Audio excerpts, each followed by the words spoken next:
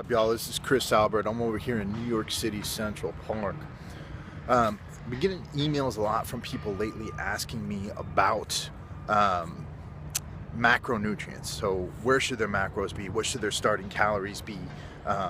What ratio of carbs, fats, and proteins should one have in their diet? And my answer to this might not satisfy a lot of you, but it is a proper answer.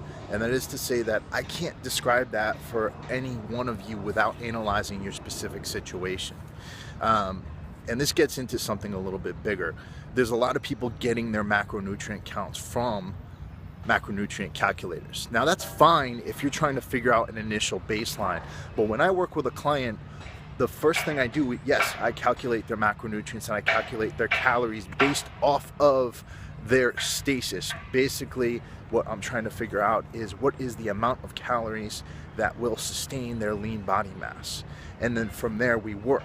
I start them off at a specific ratio, but 9 times out of 10, they do not stay at that ratio throughout the duration of their diet. It has to change. Why does it have to change? It has to change because everybody's different. Everybody has a different level, a different ratio of macronutrients that they're going to respond to. What I mean by that is some of you are going to be more insulin sensitive than others.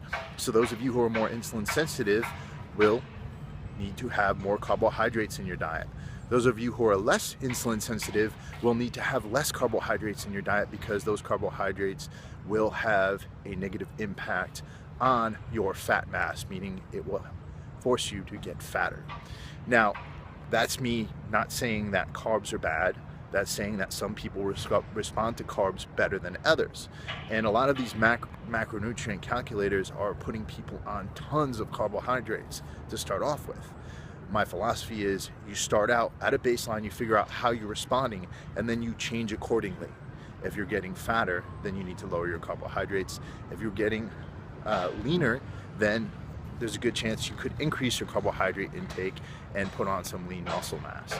And that's a very, very simple way of describing this process, but the basic thing I'm trying to convey to all of you is that you need to experiment. There is not me, not any other guru on the internet, not any other coach on the internet is gonna have one single answer for you. So when you email somebody and you ask them, okay, what should my macronutrients be? You really need to start to figure that out yourself. There's plenty of formulas on the internet that you can use to figure out your caloric baseline. But from there, once you have that baseline, you need to experiment with yourself and you need to do the work in order to figure out what's going to work for you. I'm out here on vacation in New York City, Central Park. It's beautiful, visiting a lot of family, friends, and I hope all of you are well. Take care.